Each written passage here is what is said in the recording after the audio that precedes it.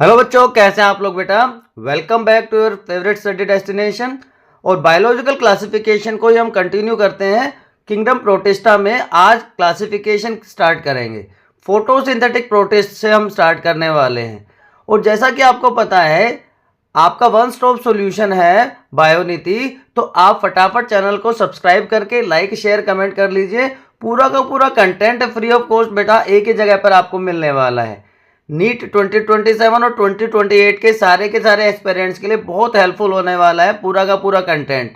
तो ऑलरेडी हमने फीचर्स और क्लासिफिकेशन की बात कर ली थी, तो let's start without any delay classification of kingdom protista बच्चों। किंगडम प्रोटिस्टा बच्चों आपको पता है तीन मेजर ग्रुप में तो डिवाइड किया गया है। फोटोसिंथेटिक प्रोटिस्ट, जिनको हम प्लांट लाइक प्रोटिस्ट भी कहते हैं, कंज्यूमर डिकम्पोजर प्रोटिस्ट या स्लाइम मोल्ड्स और fungi like protist, and protozoan protist और एनिमल लाइक प्रोटिस्ट। तो सबसे पहले हम बात करेंगे फोटोसिंथेटिक प्रोटिस्ट की और प्रोटिस्टियन एल्गी की। इट मेनली इंक्लूड्स बेटा क्राइसोफाइट्स, देन यूक्लिनोइड्स एंड डायनोफ्लैजिलेट्स। अब जो फोटोसिंथेटिक प्रोटिस्ट हैं इसमें मेनली डाइएटम्स एंड डेस्मिड्स आते हैं, जिनको गोल्डन ब्राउन एल्गी भी कहा जाता है। Golden algae. बेसिक चीजें एक बार आपके लिए समराइज करता हूं। जो प्रोटिस्टा था उसकी स्टार्टिंग कहां से हुई? हैकेल ने सबसे पहले टर्म को इंट्रोड्यूस किया। सारे के सारे यूनिसेलुलर यूकैरियोट्स इसमें इंक्लूड होते हैं, जो कि एक्वेटिक है। एक लिंक है प्लांट, एनिमल और फंजाई के बीच में। बीइंग यूकैरियोटिक, सारे membrane bound structures, well defined nucleus and cilia और flagella for locomotion are present. क्योंकि वैरायटी इतनी ज्यादा है कि इनकी बाउंड्रीज वेल डिफाइंड नहीं है। ये प्लांट लाइक भी हैं, ये फंजाई लाइक भी हैं और ये एनिमल लाइक भी होते हैं। तो पहला जो ग्रुप है that is plant like protist. ये तीनों ग्रुप आ जाते हैं, क्राइसोफाइट्स, डायनोफ्लैजिलेट और यूक्लिनोइड। यहां पे मैं जो बता रहा हूं diatoms and desmids mainly include किए जाते हैं बच्चों। ठीक है, ये फंजाई लाइक प्रोटिस्ट हो गए and lastly animal like protist. तो एक एक करके बात करते हैं सबकी। Division Chrysophyta. So division Chrysophyta में सारे के सारे एक्वेटिक ऑर्गेनिजम्स आते हैं, जो कि फ्रेश वाटर भी हो सकते हैं और मराइन भी हो सकते हैं। तो मराइन और fresh water organisms are included. Golden brown photosynthetic protist को कहते हैं डाइएटम्स। ठीक है ना, जिनकी जो सेल वॉल है सिलिका की बनी होती है, ये यूनिसेलुलर होते हैं। तो गोल्डन ब्राउन फोटोसिंथेटिक भी है, लेकिन ये तो क्या हो गए डाइएटम्स। और जो दूसरा ग्रुप है इसमें, जो दूसरा जो डिवीजन है मेन इसमें, दैट इज डेस्मिड्स। तो डाइएटम्स एंड डेस्मिड, दो मेजर ग्रुप इसमें आ जाते हैं। अलग अलग शेप, अलग अलग स्ट्रक्चर्स इनकी हो सकती हैं। ये सर्कुलर हो सकते हैं, they can be elongated, boat shaped और ट्रायंगुलर इन शेप। मेन चीज जो यहां पर आती है कि इसको क्लास बैसिलेरियोफाइसी में इंक्लूड किया जाता है। Class is बैसिलेरियोफाइसी।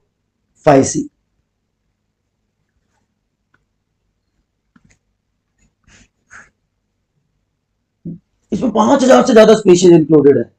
तो डाइएटम्स के इंपॉर्टेंट कैरेक्टर्स की एक बार हम बात कर लेते हैं।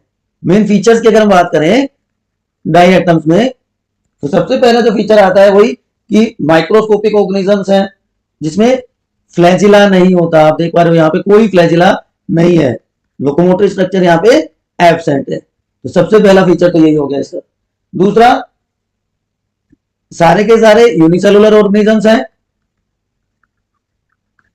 लेकिन कॉलोनीज बना सकते हैं, कॉलोनियल हो सकते हैं। सेकेंड इंपॉर्टेंट फीचर हो गया। एक्वेटिक फॉर्म्स है या टेरेस्ट्रियल है, मॉइस्ट टेरेस्ट्रियल हैबिटेट में मिलेंगे, तो एक्वेटिक ऑर्गेनिजम्स है। और ये पोल्यूशन इंडिकेटर का काम करते हैं। They are good pollution indicator. जो एक्वेटिक सिस्टम्स हैं वहां पे पोल्यूशन इंडिकेटर का काम करेंगे। जहां पे पोल्यूशन होगा वहां पे नॉर्मली ग्रो नहीं करते। सबसे इंपॉर्टेंट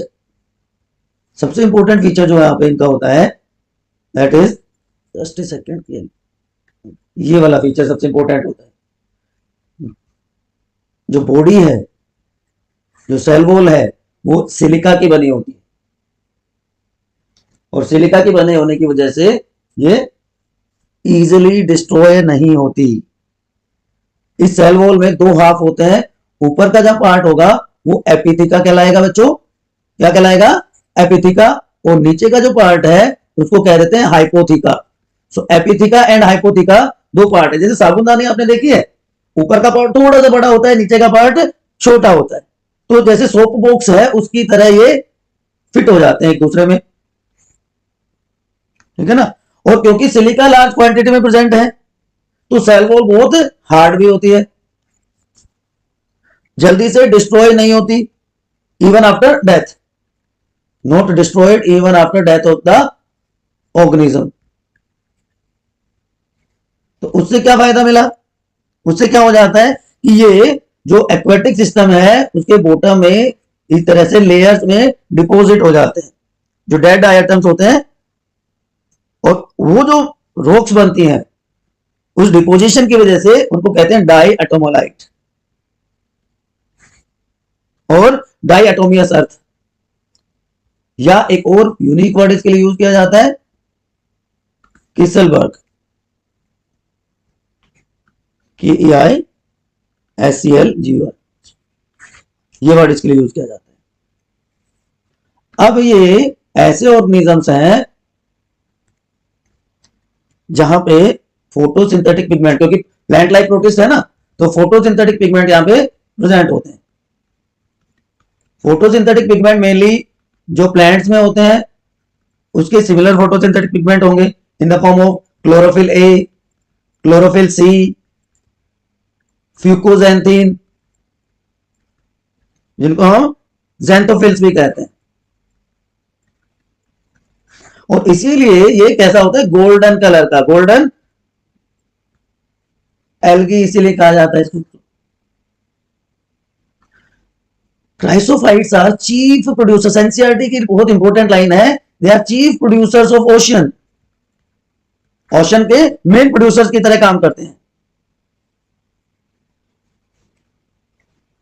जो रिजर्व फूड मटेरियल है, जो स्टोर्ड फूड होता है, it is in the form of oils या ल्यूकोसोलिन, जो कि एक पॉलीसैकेराइड है।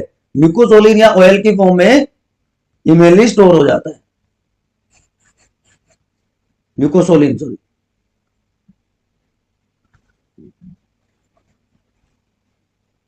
या वोलेटिन ग्रेन्यूल्स, प्रोटीन के ग्रेन्यूल्स हो सकते हैं।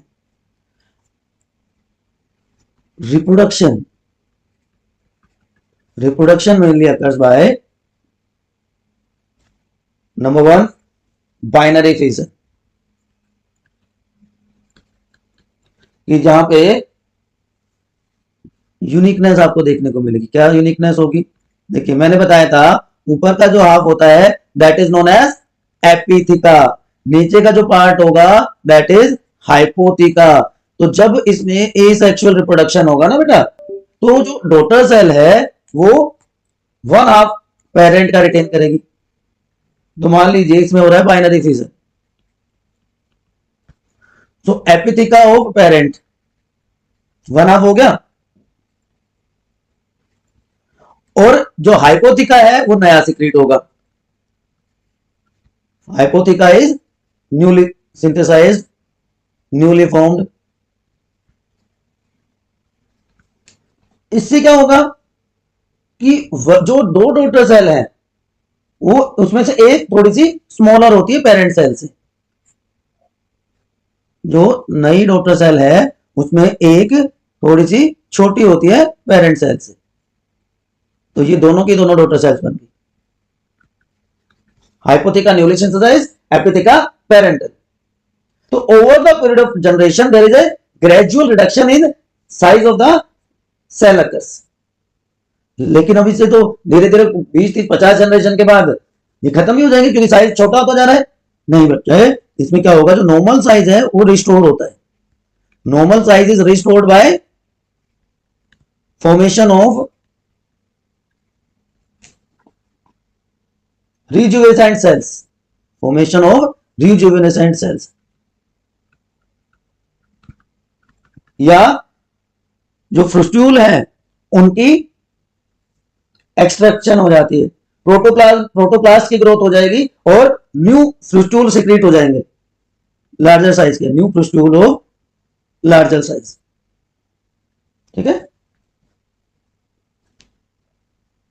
तो पोल्यूशन इंडिकेटर है, एक्वेटिक ऑर्गेनिज्म है, फ्री फ्लोटिंग है, फ्लैजिला एब्सेंट होता है, सेल वॉल सिलिका की बनी होती है, रिजर्व फूड ऑयल और ल्यूकोसिन की फॉर्म में होता है, क्लोरोफिल पिगमेंट प्रेजेंट होते हैं, chlorophyll A, chlorophyll C, fucoxanthin, जिसकी वजह से इनको गोल्डन एल्गी कहा जाता है। मूवमेंट जो मेनली होगा वो फ्री फ्लोटिंग होगा। डाई एटम्स में एक और टाइप से भी रिप्रोडक्शन होता है जिसको कहते हैं स्पोर फॉर्मेशन। तो ये तो बाइनरी फिजन था, दूसरा टाइप है स्पोरुलेशन के थ्रू, स्पोर फॉर्मेशन के थ्रू भी इसमें रिप्रोडक्शन देखने को मिलता है, और उन स्पोर्स को कहते हैं ऑक्सोस्पोर्स। सिलिका की सेल वॉल डिकम्पोज नहीं होती डेथ के बाद भी, डायटोमिया साथ बनती है, मेन या चीफ प्रोड्यूसर्स होता ओशन। ठीक है, ये रिजेंबल करते हैं डायनोफ्लैजिलेट्स को, आगे हम देखेंगे, दे रिजेंबल्स डायनोफ्लैजिलेट्स, क्योंकि यहां पर भी क्या प्रेजेंट होता है, फ्यूकोजेंथिन। तो फ्यूकोजेंथिन की वजह से they resemble dinoflagellate.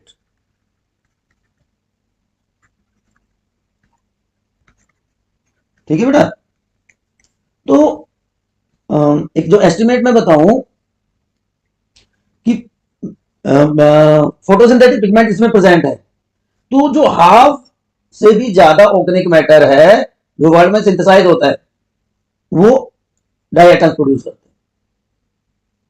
They are food to animals. और डाई एटम्स की जो सेल्स होती हैं, जो वेजिटेटिव सेल्स हैं, वो भी डिप्लॉयड होती है। तो इकोनॉमिक इंपोर्टेंस अगर कोई आपसे पूछे तो इकोनॉमिक इंपोर्टेंस क्या है डाई एटम्स की, व्हाई दे आर इंपोर्टेंट, जल्दी से बताइए यार। आपको मैंने इतनी सारी चीजें अभी तक बता दी है। सबसे पहले इकोनॉमिक इंपोर्टेंस क्या आएगी, फूड टू एक्वेटिक ऑर्गेनिजम्स। ठीक है, ऑयल एक्सट्रैक्ट होता है इनसे। तीसरा डायटोमियस अर्थ। ठीक है, तो जो आज जो हम पेट्रोलियम प्रोडक्ट्स ऑब्टेन करते हैं, they are decayed bodies of past diatoms, ऐसा माना जाता है। उसके अलावा ये इनर्ट होते हैं, बहुत ज्यादा एक्टिव नहीं होते, इसलिए इनको शुगर की फिल्ट्रेशन में, इनको मेटल पॉलिशेस में, इनको अल्कोहल इंडस्ट्री में, एंटीबायोटिक फॉर्मेशन में इनको यूज किया जाता है। पुराने टाइम में ना बेटा, पुराने टाइम में जो डायनामाइट था, डायनामाइट होता है ना एक्सप्लोसिव, या जो स्ट्रॉन्ग एसिड्स होते हैं उनको स्टोर करने के लिए इसको यूज किया जाता था। बहुत अच्छा इंडस्ट्रियल कैटलिस्ट है, it is very good industrial catalyst. Catalyst आपको पता है क्या होता है, कि जो खुद में कोई चेंज नहीं लाता लेकिन रेट ऑफ केमिकल रिएक्शन को इंप्रूव कर देता है। इंसुलेशन मटेरियल होता है रेफ्रिजरेटर्स में, बॉयलर्स में, फर्नेसेस में, साउंड प्रूफ रूम यूज करने बनाने के लिए इसको यूज किया जाता है। तो बहुत सारे यूज है इसके, क्लीनिंग एजेंट है टूथपेस्ट में, मेटल पॉलिशेस में यूज किया जाता है। तो these are all uses of diatoms. ठीक है बेटा, अब दूसरा मेजर ग्रुप जो इसमें आता है, दैट इज डायनोफ्लैजिलेट्स। तो क्राइसोफाइट्स आपके लिए एक बार मैं समराइज कर दूं कि क्राइसोफाइट्स एक्वेटिक ऑर्गेनिजम्स हैं जो फ्रेश वाटर और मैराइन ऑर्गेनिजम्स में मिल सकते हैं। माइक्रोस्कोपिक फ्री फ्लोटिंग है, प्लैंक्टन्स की तरह रहते हैं, फोटोसिंथेटिक है, क्लोरोफिल पिगमेंट्स यहां पे प्रेजेंट हैं। डायटम और गोल्डन एल्गी इसमें मेनली आते हैं। डायटम से सिंगल सेल वॉल सिलिका की बनी होती है जिसको फ्लोस्टूल कहते हैं। दो हाफ है, एपिथिका एंड हाइपोथिका। ठीक है बच्चे मेरे, बताओ यहां तक कोई कंफ्यूजन है आपको, कोई समस्या है आपको? नहीं है? चले आगे, बोलो बोलो बोलो बोलो फटाफट। I am waiting for your response. 1 minute के लिए मैं आपके कमेंट का वेट कर रहा हूं, otherwise will move forward. Diatom में कोई भी कंफ्यूजन है तो बता दीजिए आप। नहीं है? Shall we move forward? ठीक बच्चों, अब हम आ जाते हैं dinoflagellates. Second major group is dinoflagellates. वो सारे प्रोटिस्ट जिनमें दो फ्लैजिला प्रेजेंट होंगे, एक लॉन्गिट्यूडनल होता है, एक ट्रांसवर्स होता है। ये सारे एग्जांपल आप यहाँ पे देख पा रहे हो, सिरेटियम हो गया, नोक्टिलिका हो गया, गोनोलैक्स हो गया, ये सारे के सारे जिनमें दो फ्लैजिला प्रेजेंट हैं, they are known as dinoflagellates. तो फीचर्स से स्टार्ट करते हैं, बेसिक कैरेक्टरिस्टिक से स्टार्ट करते हैं। तो फर्स्ट थिंग फर्स्ट, पहला फीचर, पहला कैरेक्टरिस्टिक क्या आएगा कि प्रोटिस्ट विद टू फ्लैजिला। ये सब नाम यही शो करता है, मराइन ऑर्गेनिजम्स है बेटा। एक्वेटिक में मराइन है जो कि सरफेस डवेलर्स हैं, सरफेस पे मिलते हैं। अलग अलग कलर होगा इसका, येलो कलर हो सकता है, ग्रीन कलर हो सकता है, ब्राउन ब्लू हो सकता है। वो डिपेंड करेगा पिगमेंट कौन सा प्रेजेंट है उनकी सेल्स में, उसके बेसिस पे अलग अलग टाइप के हो सकते हैं।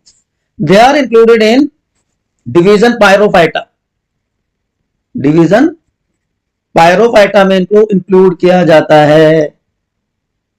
ठीक है बेटा। फिर अगले फीचर की बात करें तो ये है यूनिसेलुलर। यूनिसेलुलर होने के साथ साथ मोटाइल है, क्योंकि दो दो फ्लैजिला यहां पे प्रेजेंट है। ठीक है बच्चे। अब कुछ जो डायनोफ्लैजिलेट्स हैं उनको जूजेंथी कहा जाता है। जूजेंथी, क्यों जूजेंथी कहते हैं इनको? क्योंकि ये बहुत सारे मराइन प्रोटोजोन प्रोटिस्ट में मिलता है, सिलिएट्स, रेडियोलेरियंस, फोर्मिनिफेरंस और इवन इन्वर्टिब्रेट्स में जैसे स्पॉन्जेस हो गए, कोरल्स हो गए, उनमें भी ये देखने को मिलता है। ठीक है बेटा। अब जो सेल्स हैं, यहां पर भी सेल में क्या होगी, जो कवरिंग होगी उसको क्या कहेंगे? थीका। Sorry, theca. ये कवरिंग क्या कहलाती है? थीका और लोरिका।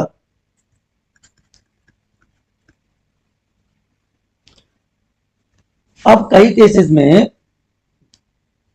ये बड़ी ब्यूटीफुल से स्कल्पचरिंग होती है, बहुत सुंदर से दिखते हैं, क्योंकि यहां पे प्लेट्स होती हैं, या तो किसकी होंगी? पैक्टीन की, या होंगी सेलुलोज की। तो सेलुलोजिक या पैक्टीन की प्लेट्स की वजह से बहुत सुंदर दिखते हैं, आर्टिकुलेशंस होते हैं, स्कल्पचर्स होते हैं, इसलिए उनको आर्मर्ड डायनोफ्लैजिलेट्स भी कहा जाता है। They are also known as armoured dinoflagellates. देखिए ना कितना सुंदर सुंदर दिखाई दे रहे हैं। जो दो फ्लैजिला है, दो फ्लैजिला में से एक होता है, अभी मैंने बताया था कौन सा? ट्रांसवर्स, और दूसरा होता है लॉन्गिट्यूडिनल। तो दो फ्लैजिला है, इसलिए इसको हेटोन फ्लैजिलेशन भी कहा जाता है, due to two different flagella. Transverse flagella ribbon like हो सकता है। अब दोनों के दोनों फ्लैजिला, जैसा कि आप यहां पर भी देख रहे हैं बेटा, दोनों के दोनों फ्लैजिला जो हैं वो अलग अलग डायरेक्शन में मूव करते हैं, अलग अलग डायरेक्शन में जाएंगे। अगर एक नॉर्थ में जा रहा है तो दूसरा साउथ में जाएगा, अलग अलग डायरेक्शन में। इसी की वजह से जो डायनोफ्लैजिलेट्स हैं वो स्पिन करते हैं। Spinning of dinoflagellate is due to this two different flagella. तो जब वो स्विम कर रहे हैं वाटर में, तो जो स्पिनिंग है वो इसी की वजह से होती है। एक बड़ा सा न्यूक्लियस प्रेजेंट होगा सेल में, यहां पे इंटरफेस में कंडेंस्ड क्रोमोसोम देखने को मिलते हैं। Interface condensed chromosome.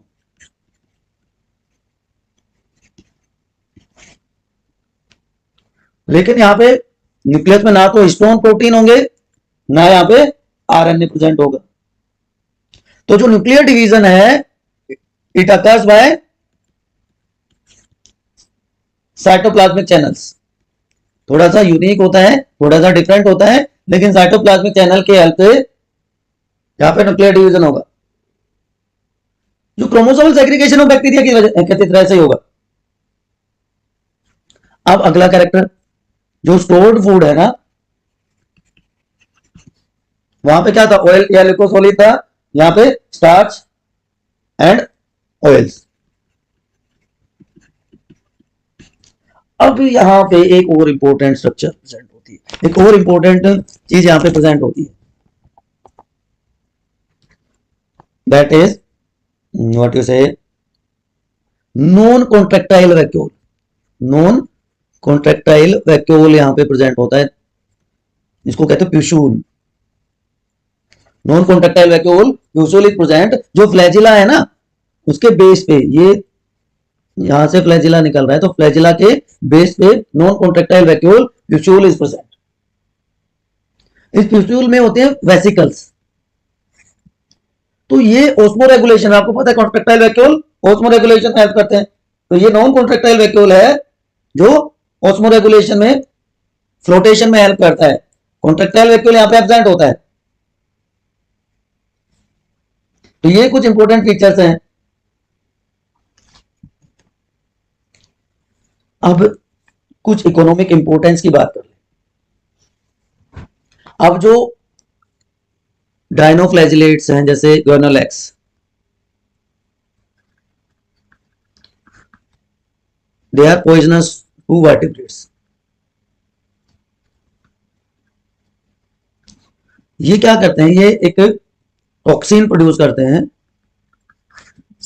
इस टॉक्सिन का नाम है सेक्सीटॉक्सिन, सी वाटर में, जिससे ये टॉक्सिन किल कर देता है एक्वेटिक ऑर्गेनिजम्स को, फिशेज और दूसरे एक्वेटिक एनिमल्स को।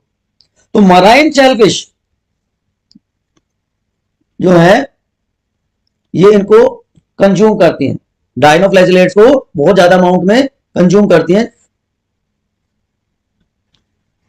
तो उस वजह से जो पॉइजनस सब्सटेंस है, जो टॉक्सिन है, उनकी बॉडी में एंटर कर जाता है। अब ये पॉइजन फिशेज के लिए हार्मफुल नहीं है, it is not harmful to fishes, लेकिन जब ह्यूमन बींग्स इसको कंज्यूम करेंगे, ऐसी फिश को जिसमें ये टॉक्सिन है and it is used by, it is consumed by human beings, तो उससे क्या होगा, उससे होगी खतरनाक बीमारी जिसको कहते हैं PSP, paralytic shellfish poisoning. Paralytic shellfish poisoning is caused by dinoflagellates. ये भी सीरियस हो जाती है, ठीक है ना बेटा। रिप्रोडक्शन दोनों टाइप का यहां पे रिपोर्ट किया गया है, एसेक्सुअल रिप्रोडक्शन भी होता है और सेक्सुअल रिप्रोडक्शन भी देखने को मिलता है। एसेक्सुअल रिप्रोडक्शन सेल डिवीजन के थ्रू होगा, सिस्ट फॉर्मेशन के थ्रू होगा, सिस्ट बनती है। और कुछ डायनोफ्लैजिलेट हैं जैसे सिरेटियम, जिसमें सेक्सुअल रिप्रोडक्शन भी देखने को मिलता है। सेक्सुअल रिप्रोडक्शन आइसोगैमस टाइप का हो सकता है या अनआइसोगैमी हो। अगर दोनों के दोनों गैमेट्स मॉर्फोलॉजिकली सिमिलर हैं, ये तो थोड़ा सा डिफर कर गए, दोनों के दोनों अगर एक जैसे हैं तो क्या कहलाएगा, आइसोगैमी। और एक गैमेट दूसरे गैमेट से बड़ा है तो वो क्या कहलाएगा, अनआइसोगैमी। ऑलरेडी मैं कैरेक्टरिस्टिक में बता चुका हूं, पिछले वीडियो में बता चुका हूं, है ना। तो इसके 3 रिप्रेजेंटेटिव बहुत इंपॉर्टेंट है। एक एग्जांपल है नॉक्टियोलिका, दूसरा एग्जांपल है ग्वेनोलैक्स जिसको मैंने अभी बताया सर, पीएसपी, ठीक है ना। और तीसरा है पायरोसिस्टिस। ये 3 इंपॉर्टेंट एग्जांपल्स। सिरेटियम भी यूनिक है in terms of sexual reproduction. Noctiluca क्या करेगा, ये कलरलेस डायनोफ्लैजिलेट है। सबसे पहली बात तो बेटा इट इज कलरलेस,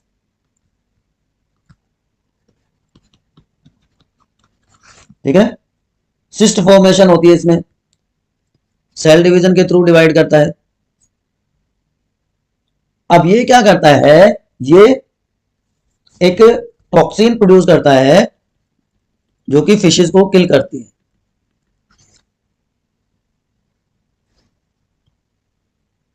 ऐसा होता है। ये फीचर तो सर आपने गोनोलैक्स का बताया था। बिल्कुल बेटा, ये गोनोलैक्स का ही है। ये तो शो करता है क्या, ये तो क्या शो करता है, ये करके दिखाओ। ये बहुत सुंदर लगता है, बायोल्यूमिनिसेंस शो करता है। बायोल्यूमिनिसेंस शो करता है। क्या होता है कि लाइट एमिट करता है अपनी बॉडी से। क्यों? क्योंकि साइटोप्लाज्म में फोटोसिंथेटिक पिगमेंट प्रेजेंट है और वो फोटोसिंथेटिक पिगमेंट की प्रेजेंस की वजह से ये कलर प्रोड्यूस करता है, जिसको बायोल्यूमिनेसेंस कहते हैं। दूसरा इंपॉर्टेंट ये क्या है, गोनोलैक्स है, जो क्या प्रोड्यूस कर रहा था, ये टॉक्सिन प्रोड्यूस कर रहा था, जिसकी वजह से ईएसपी डिजीज हो रहा। इसके अलावा it is also responsible for red tide, है ना, रेड टाइड प्रोड्यूस करता है। वो टॉक्सिन है, रेड कलर का होता है कि पूरा पूरा एक्वाटिक सिस्टम उसमें कवर हो जाता है। नॉक्टुलिका को बेटा रेड सी घोस्ट भी कहते हैं, क्योंकि वो जो कलर है, जो लाइट है, उसकी वजह से लोगों को लगता है, लोग फील करते थे पुराने टाइम में कि इट इज अ घोस्ट। और पूरा का पूरा जो ग्रुप है डायनोफ्लैजिलेट्स का, इसको फायर एल्गी कहते हैं, बिकॉज ग्लोइंग लाइट, बायोल्यूमिनेसेंस की वजह से जो लाइट होती है वो फायर जैसी अपेयर होती है ना। तो ये इंपोर्टेंट या इकोनॉमिक इंपोर्टेंस थी डायनोफ्लैजिलेट्स की, सिरेटियम, गोनोलैक्स एंड नॉक्टुलिका, नाइट लाइट जिसको कहते हैं नॉक्टुलिका को। तो अभी तक हमने बात कर ली डायटम्स की, हमने बात कर ली डायनोफ्लैजिलेट्स की। अब हम बात करते हैं यूग्लिनोफाइट्स की। तीसरा जो इंपॉर्टेंट ग्रुप है फोटोसिंथेटिक प्रोटिस्ट में, that is Euglena like flagellates और यूग्लिनोइड्स। डिवीजन यूग्लिनोफाइटा,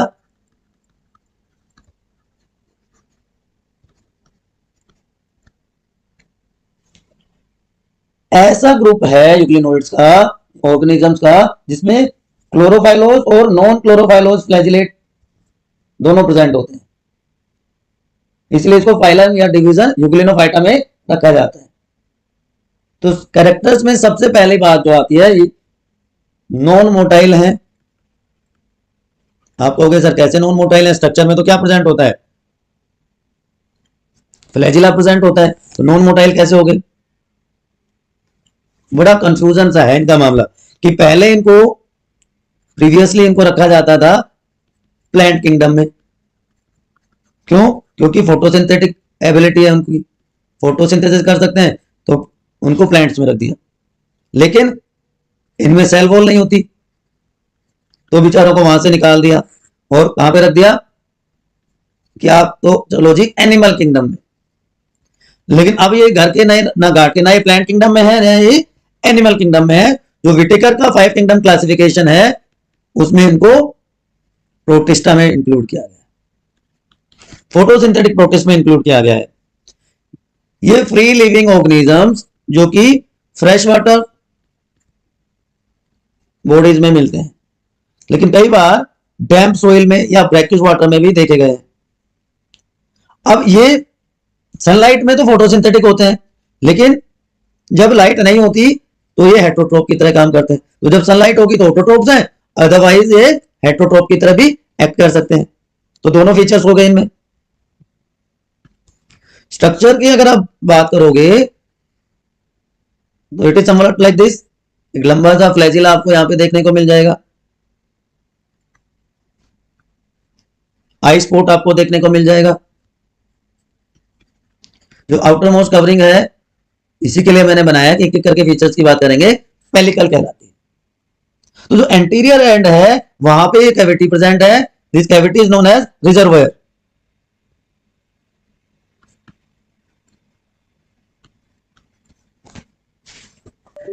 अब यूग्लिनोइड्स में भी दो फ्लैजिला प्रेजेंट होते हैं, एक लॉन्ग फ्लैजिला होता है, एक शॉर्ट फ्लैजिला होता है। तो यहां पे भी दो फ्लैजिला है, लेकिन शॉर्ट फ्लैजिला विजिबल नहीं होता। फ्लैजिला जहां से अराइज होता है उस पार्ट को कहते हैं basal granule. That part is known as basal granule या ब्लेफेरोप्लास्ट। तो बेसल ग्रेन्यूल ही मैं लिख देता हूं आपके लिए। अब जो स्मॉल फ्लैजिला है उस पे हेयर्स होते हैं, तो इस तरह से जब हेयर होंगे तो उसको टिंसल टाइप फ्लैजिला कहा जाता है। That is known as tinsel type of flagella. Apical end में मैंने बताया एक रिजर्वोयर, एक कैविटी प्रेजेंट है और इस कैविटी में 3 पार्ट होते हैं। जो पहला पार्ट है वो क्या कहलाएगा? साइटोस्टोम, विच रिप्रेजेंट्स माउथ। जो मिडिल पार्ट है उसको कह देंगे साइटोफेरेंक्स। माउथ के बाद क्या आता है? फेरेंक्स आता है एलिमेंट्री कैनाल में, या गुलेट या कैनाल होती है। और जो तीसरा पार्ट है दैट इज रिजर्वोयर, जो इसकी कैविटी के आगे का पार्ट है।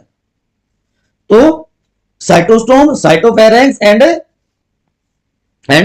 रिजर्वोयर। दोबारा से मैं एक बार आपके लिए डायग्राम बनाता हूं, ठीक है? तो ये जो ओपनिंग है, ये वाला जो पार्ट है, दिस इज साइटोस्टोम। इसके जस्ट नीचे ये एरिया साइटोफेरेंक्स, और ये जो कैविटी आपको दिख रही है that is known as reservoir. ठीक है? अब जहां पे 2 फ्लैजिला की रूट्स मिलती हैं, अब ये एक फ्लैजिला तो यहां से बच्चों बहुत बड़ा सा निकलेगा जिसको हम लार्ज फ्लैजिलम कहेंगे, और एक शॉर्ट फ्लैजिला होता है। जो बेसल ग्रेन्यूल पार्ट था वहां से फ्लैजिला अराइज हो गया। तो जहां पे ये शॉर्ट फ्लैजिला प्रेजेंट होता है और दोनों फ्लैजिला जहां पे मिलते हैं वहां पे एक स्ट्रक्चर प्रेजेंट होती है जिसको क्या कहते हैं? स्टिग्मा या आई स्पॉट। स्टिग्मा और आई स्पॉट इज प्रेजेंट, जो रिजर्वोयर की मेम्ब्रेन के साथ अटैच है। अब इसमें एक रेड पिगमेंट प्रेजेंट होता है। क्यों मैंने बताया है? यहां पे ये एक रेड कलर का पिगमेंट होता है जिसको एस्टाजेंथिन कहते हैं। ये एस्टाजेंथिन क्या करता है? ये सिर्फ क्रस्टेशिया में मिलता है। अब ये जो है ये लाइट सेंसिटिव एरिया है, तो ये ऑप्टिमम लाइट की तरफ मूवमेंट करने में हेल्प करता है ऑर्गेनिज्म का, यूग्लिना का। एक और इंपॉर्टेंट स्ट्रक्चर यहां पे प्रेजेंट होती है जिसको कहते हैं कॉन्ट्रैक्टाइल वैक्यूल। कॉन्ट्रैक्टाइल वैक्यूल का काम भी आपको पता है, ऑस्मो रेगुलेशन में हेल्प करेगा। ठीक है? होलोफाइटिक या होलोजोइक न्यूट्रिशन यहां पे देखने को मिलता है। लेकिन अभी हमने देखा था हेटरोट्रोपिक भी होते हैं, तो होलोजोइक भी है, मतलब ऑटोट्रोपिक भी है और हेटरोट्रोपिक भी है। तो ऐसा न्यूट्रिशन क्या कहलाता है? मिक्सोट्रोपिक। 2 टाइप के न्यूट्रिशन यहां पे रिपोर्ट किए गए। फोटोसिंथेटिक फॉर्म में क्लोरोप्लास्ट प्रेजेंट है। स्टोर्ड फूड जो है वो प्रेजेंट है in the form of paramylon bodies. Stored food in the presence of paramylon bodies या पैरामाइलम बॉडी जिनको कहते हैं। पूरे के पूरे साइटोप्लाज्म में पैरामाइलम बॉडीज स्कैटर्ड होती है। पूरे के पूरे साइटोप्लाज्म में इस तरह से पैरामाइलिन बॉडीज होती है। जो आउटर कवरिंग है इट रिप्रेजेंट्स पेलिकल।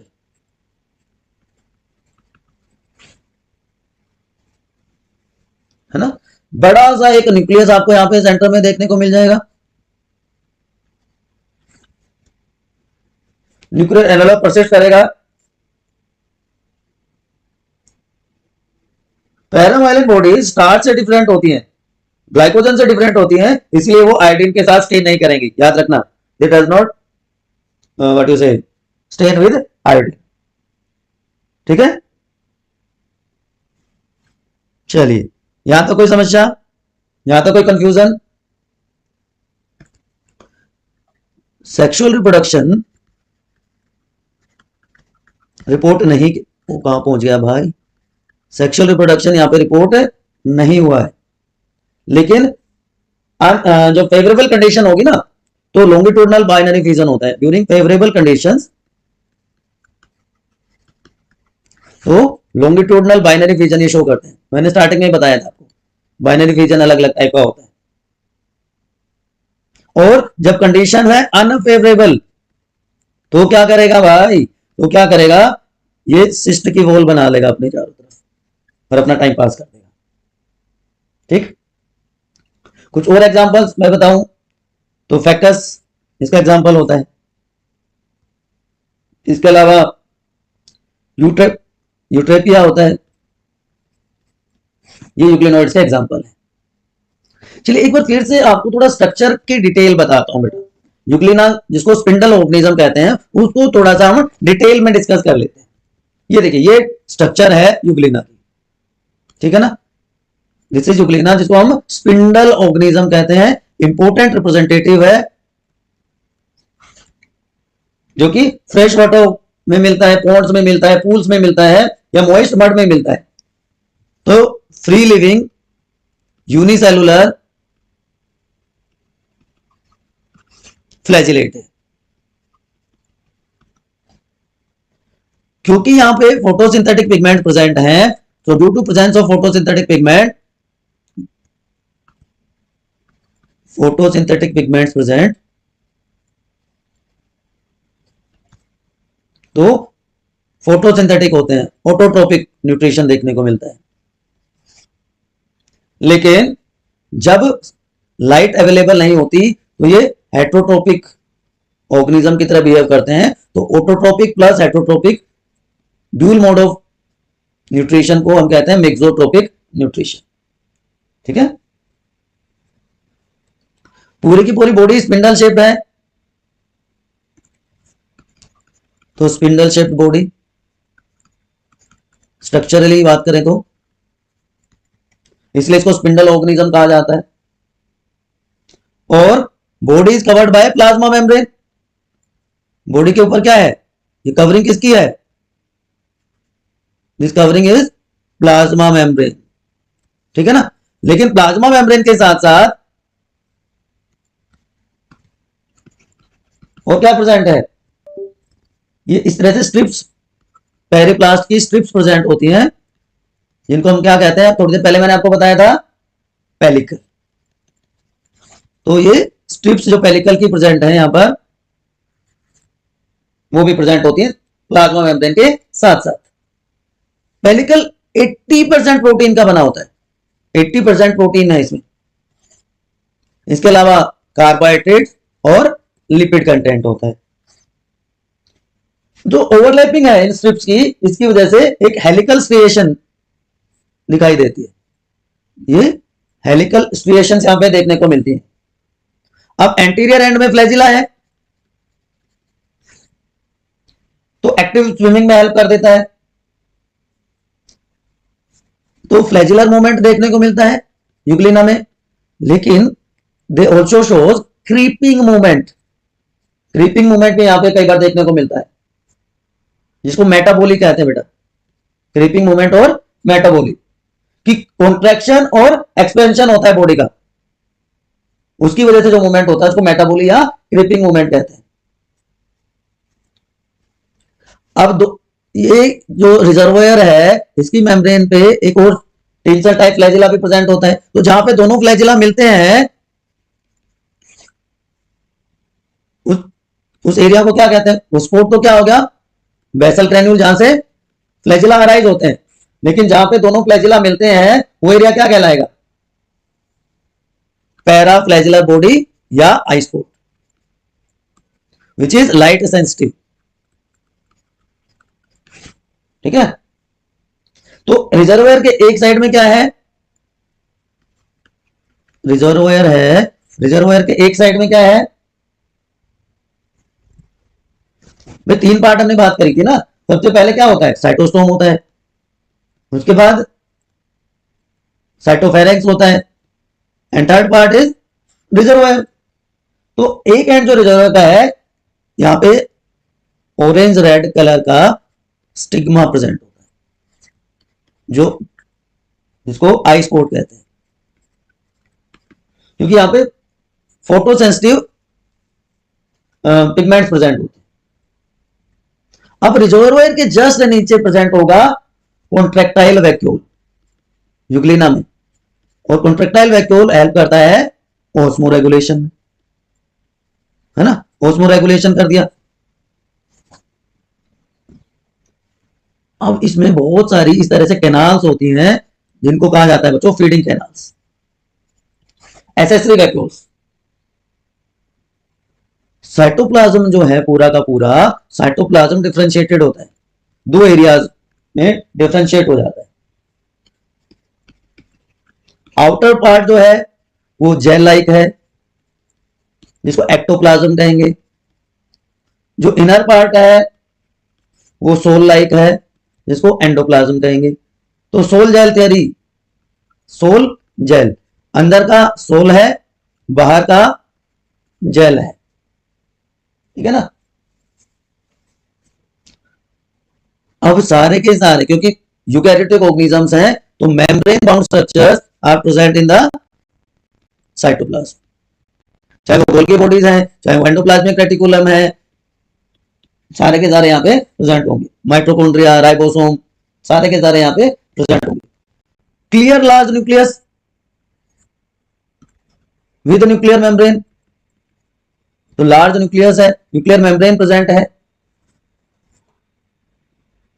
क्लोरोप्लास्ट बहुत सारे हैं, और एक और important structure pyrenoids are present, protein bodies होती है, pyrenoids are protein bodies. Photosynthetic pigment, chlorophyll A, chlorophyll b, carotenoids, polysaccharides in the form of paramylon, जो कि स्टार्च और ग्लाइकोजन से डिफरेंट होता है क्योंकि आयोडीन के साथ कलर रिएक्शन नहीं देता। तो ये बेटा बात होगी यूग्लिना की स्ट्रक्चर की।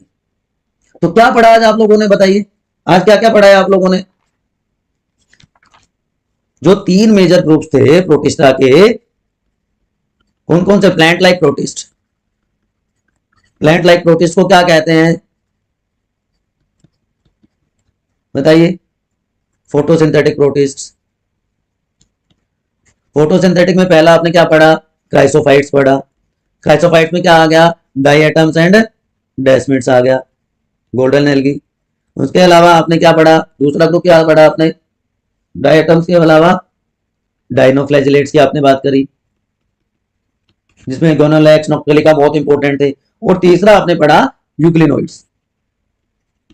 तो ये तीनों के तीनों प्लांट लाइक प्रोटिस्ट होते हैं। तीनों के हमने बॉडी पढ़ी, बॉडी स्ट्रक्चर के बारे में डिस्कस किया, उसकी इकोनॉमिक इंपोर्टेंस क्या होती है, हाउ दे आर हेल्पफुल, ये सारे की सारी बातें हमने देखी। इसके बाद बच्चों आएगा consumer decomposer protist, consumer decomposer protist जिनको हम क्या कहेंगे, फंजाई लाइक प्रोटिस्ट, और जिसमें मेनली आएंगे आपके स्लाइम मोल्ड्स। दोनों तरह के स्लाइम मोल्ड्स हम पढ़ेंगे, सेलुलर भी और एसेलुलर स्लाइम मोल्ड, ठीक है बच्चों, दोनों टाइप के स्लाइम मोल्ड्स। अभी भी आपको कोई कंफ्यूजन है, कोई किंतु परंतु, कोई इफ बट, तो करना क्या है, बहुत कुछ ज्यादा नहीं करना होता, आपको सिर्फ अपने स्टडी डेस्टिनेशन बायोनीति पर कमेंट सेक्शन में पूछ लेना है। अगर चैनल पर नए हैं तो don't hesitate to subscribe, like and share. Feel free to ask your doubt.